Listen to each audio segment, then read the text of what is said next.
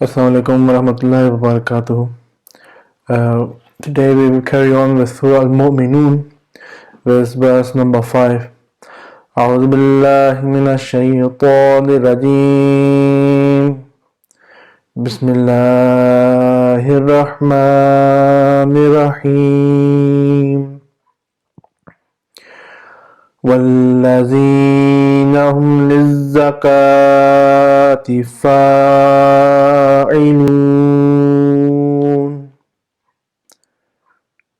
The English translation is, with the name of Allah, the most gracious, ever merciful, and who are active in paying the zakat.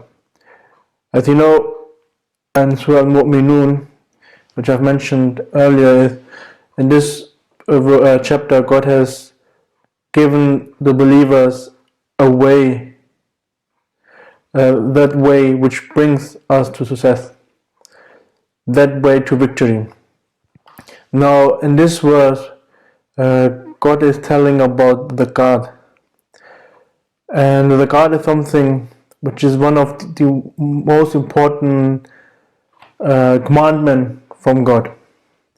As you know, the zakat is important because it is one of the 5 pillars of Islam.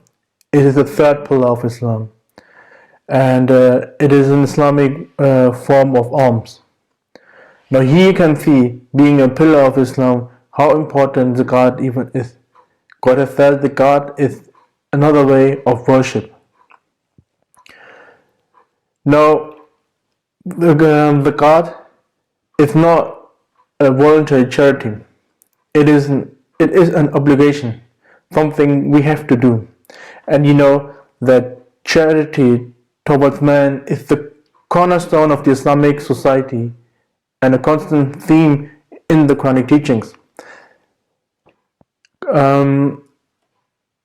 To remove misconceptions, people often believe that it is a voluntary charity, but zakat is mentioned in the Holy Quran as a kind of worship. It is said that the zakat is the 3rd pillar of Islam, something very important. Now, what is zakat? I said zakat is an Islamic alms. It's the Islamic alms. Now, according to the law of Islam, one has to pay 2.5% of one's cash money, capital, stock, and tradable assets, including jewelry in gold or silver, of which one was in possession for 1 full year, provided that one had more than a detestable. Now, if we want to understand the zakat, or for who is zakat, what purpose has zakat, what benefit has zakat. Now, zakat is supposed to devote to those people who are going through difficult times, who are poor, or to remove poverty and distress, basically, and helping those people in debt, providing comfort and convenience for travelers, providing stipends for scholarships, providing ransom for prisoners of war, and propagation of Islam. Now, in short, the zakat is beneficial for all of us, beneficial for the society. We need to remember that we are helping this society while giving the alms. Now, as the Muslim Anhu has said, that the zakat, the best means of using or understanding that commandment is that we need to provide something to help the nation, especially those people who are poor in the nation, that we can help them as well. As I said, these verses are there to bring us to success. But as Muslim Anhu is saying that we alone shouldn't go, or we alone shouldn't look for the success. We should help our nation as well. We should help our society. Now, there's one commandment of the Holy Prophet ﷺ. Now, he's saying that the zakat should be taken from the rich and given to the poor. Now, this is the principle of zakat, and we can see that this is linked with sympathy for mankind. and helping, of course, the poor. Zakat is mentioned 27 times in the Holy Quran with the prayers. And always when Allah is mentioning zakat, it is putting or is showing us how important zakat actually is. From the Holy Quran, we know that zakat is not only for the Islamic religion. Zakat is something which was revealed to Abraham and his progeny. In the Holy Quran, we see that Hazrat Ismail radiallahu anhu, he was also commanded to give zakat. And then the Jews were also told to give zakat, and they say that this is another kind of way of worship. And then, of course, Prophet Isaac and Yaqub, his father, both were told to give zakat as well. Ibrahim alayhi salatu wasalam was also told. Then Hazrat Isa alayhi salam, he was also told to give zakat to the people. So whenever a prophet came, I won't say every prophet, but as in Quran mentioned, that few prophets who came, they were told to give zakat as well. Now, to give a small summary of everything I just mentioned is that Islam has laid a great emphasis on the importance of zakat, and has also included it in the basic principles, the 5 pillars of Islam. And one of these, it is said that spend with open heart, Allah will spend upon thee. It's in hadith. So, in conclusion, being a pillar of Islam, it is important that we fulfill that particular law or commandment of God. Because if one pillar is already shaking, then obviously the building of Islam, everyone has got a building of Islam, and in that building there are 5 pillars. If one pillar is already shaking, then obviously no one will enter this building. No angel will go enter the building and give blessing to that building, because, as I said, it is dangerous to enter a shaking building. So we need to strengthen all the pillars, and we need to focus on every pillar which is mentioned in the Holy Quran.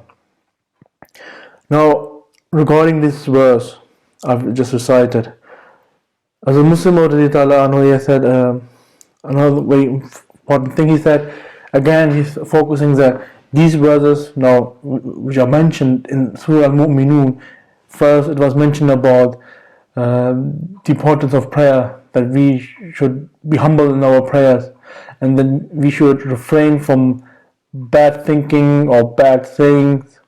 And then he said, the other thing is that if we want to become successful in this life, then we need to help those poor people as well to progress. You can't. He's saying that to progress alone is not enough. We need to help the weak people as well. And he said that the best way to do that is that we spend on them. And Islam, he said, Islam has described everything which is provided by God in this sense that everything is not for a single person, or certain things are not for a single person. God has provided everything for everyone. He said, for example, someone has a shop. He has volunteers or his employees who are working for him. He's thinking, because of that shop, the shop is only running because of the workers. Now he's paying those workers. But he knows that certain things were not provided by the workers. They were provided by other people as well. Now those people he can't pay. But to help them, he will pay the zakat. Now how do we pay the zakat? I already mentioned that 2.5% of the income we need to share with those poor people. Everything, even sitting in the house, we know that house we're sitting right now, we didn't build that house. Other people built that house. Now to help them, we need to share from the zakat for them. But we need to make sure while giving the zakat that we don't put ourselves in danger, because if we solve one's problem, then we should remember that we shouldn't put ourselves in other problems. So basically, you can see Islam is emphasizing that we need to help other people as well. One another example, for example, I'm wearing this jumper. I've bought this jumper, but I know the jumper was made by someone else. Now I've paid that shop from where I bought this jumper, but that shop didn't make that jumper. It was made in, I don't know, maybe Malaysia, Bangladesh, somewhere else. Now, for those people who are poor, looking to difficult times, my duty as a Muslim to follow the commandment is that I pay zakat for those as well.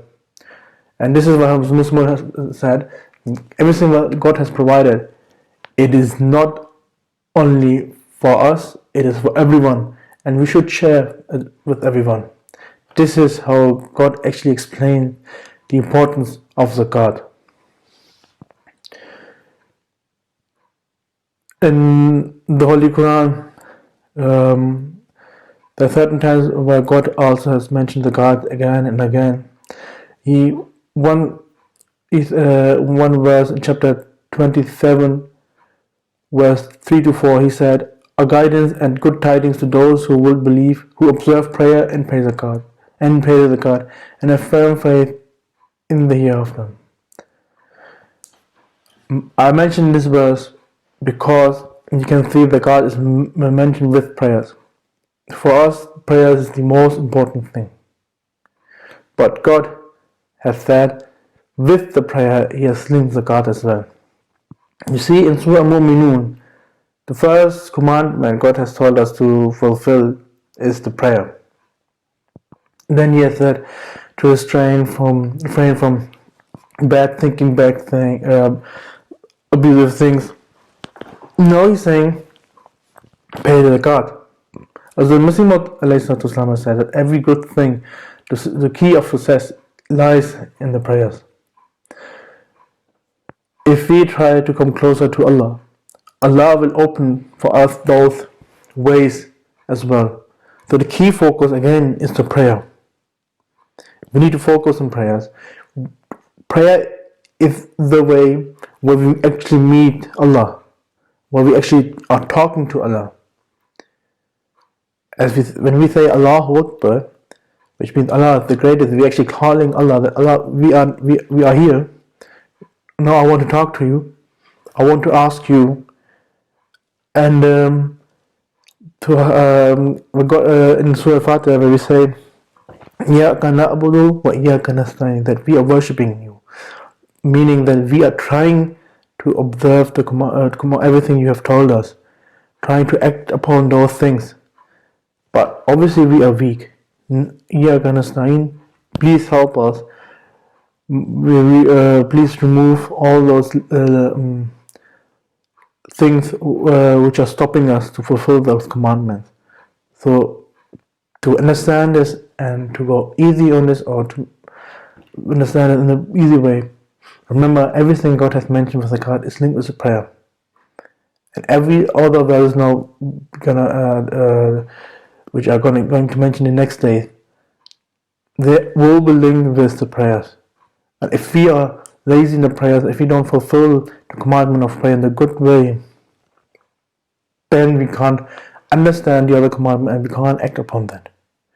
As a Muslim said once, that if someone is not praying and is working for the community, is doing good things, all of these good deeds, they are nothing worthy of, because he's not praying. Prayer is the most important thing.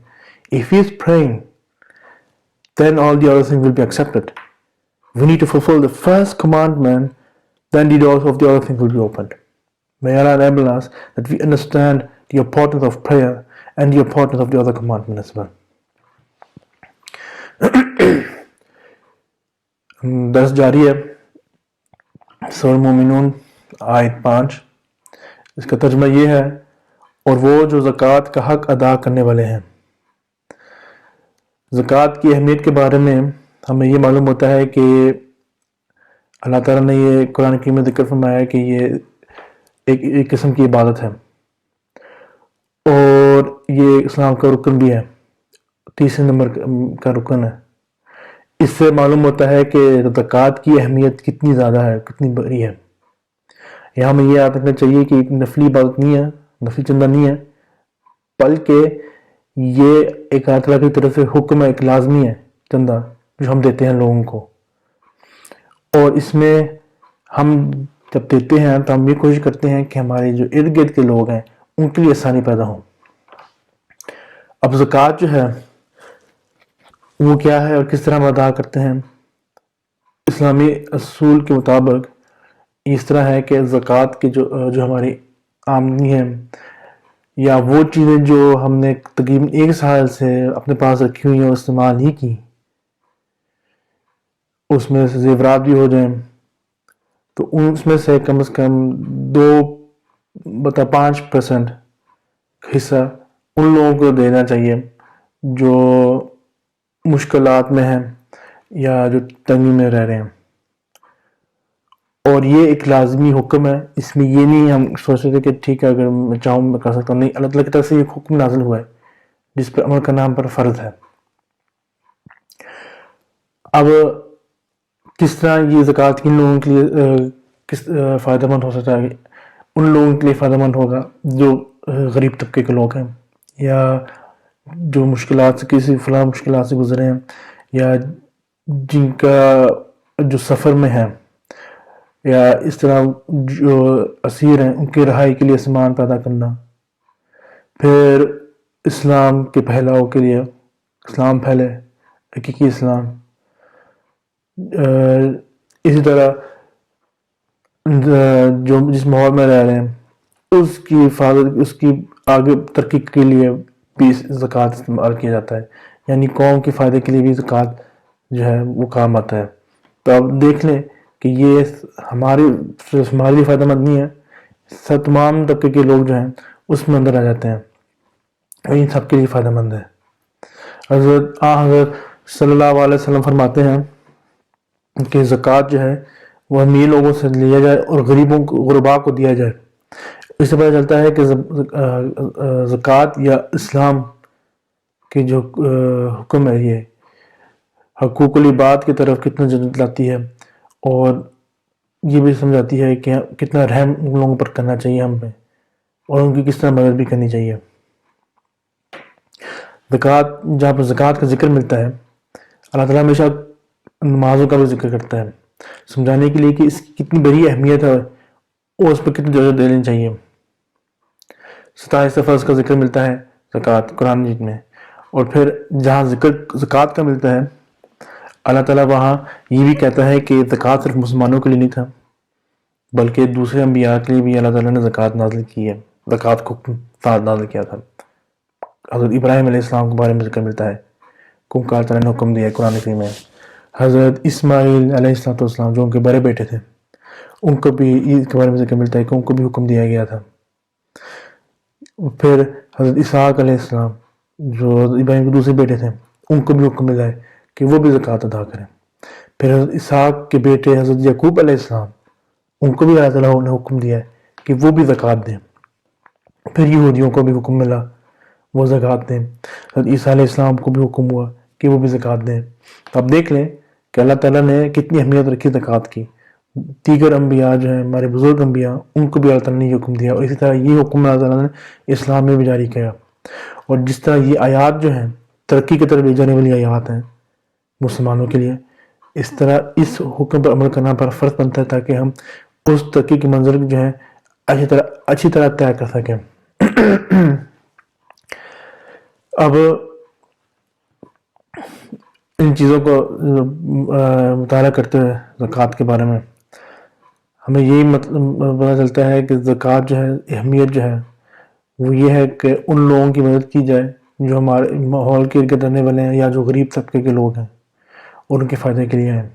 اور یہ دیکھ لیں کہ اسلام کا کتنا پیارا یہ ایک اصول ہے جو اللہ تعالیٰ نے قائم کیا ہے، اور اسلام کی پیاری تعلیم میں نظر آ جاتی ہے۔ حضرت مسلم موعود رضی اللہ عنہ نے اس آیت کے بارے میں تفسیر کرتے ہوئے یہ فرمایا، آپ فرماتے ہیں، پھر بتایا کہ مومن اس سے بھی ترقی کر کے اس مقام پر پہنچ جاتے ہیں کہ اپنی اموال غرباء کی ترقی کے لیے ہمیشہ خرچ کرتے رہتے ہیں۔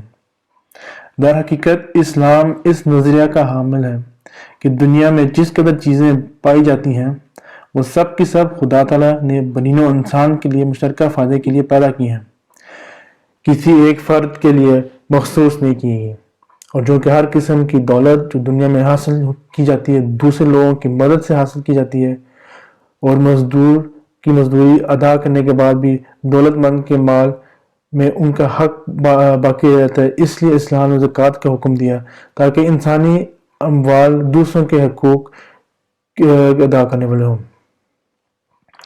اب مثلاً ایک دکاندار ہے، اس کے کام کرنے والے ہیں کچھ، ان کو تو اس کے کام کرنے کی وجہ سے ہی اس کی دکان چل رہی ہے، وہ ان کو تنخواہ دے گا جو ان کا حق بھی ہے، مگر جو چیزیں جو دکان میں آئی ہیں، کھانا پینا، یہ نہ دکاندار نے بنائی ہے، نہ اس کے کام کرنے والے نے بنائی ہے، نہ کسی اور نے بنائی ہے، اس کی وجہ سے ان کا بھی حق ادا کرنا ہوگا، لازم ہے، تو وہ ان کے لیے زکوٰۃ دے گا، یعنی لوگوں کو فائدہ کے لیے وہ پیسے دے گا تاکہ لوگوں کے جو مشکلات ہیں وہ دور ہو جائیں۔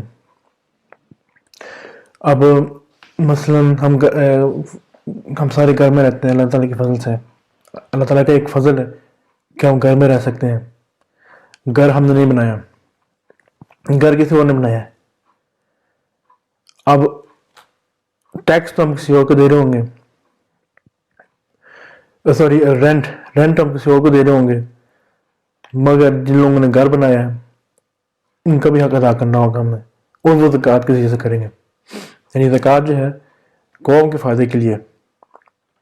پھر کپڑا، جو ہم کپڑا پہنتے ہیں، کپڑا کسی اور نے بنایا ہے، ہم نے شاید مارکیٹ سے کی، مارکیٹ میں پیسے بھی دے دیے ہوں، مگر کپڑا کسی اور نے بنایا ہوتا ہے۔ اکثر آپ دیکھ لیں لیبل جو ہیں وہ دوسرے ممالک میں آتے ہیں، جو غریب ترین ممالک ادھر سے آتے ہیں، ان کا حق ادا کرنا ہوتا ہے، اور وہ سب سے بہترین ذریعہ زکوٰۃ کے ذریعے سے ہی ہے۔ اسے سمجھ آتی ہے کہ زکوٰۃ کی کتنی بڑی اہمیت ہے اور کیوں اس پر عمل کرنا چاہیے۔ اب دیکھ لیں، اللہ تعالیٰ نے، جسے میں بتا چکا ہوں، جہاں پر بھی زکوٰۃ کا ذکر کیا وہاں نماز کی اہمیت کے بارے میں ذکر کیا کہ زکوٰۃ جو ہے نماز کے ساتھ جڑا ہوا ہے۔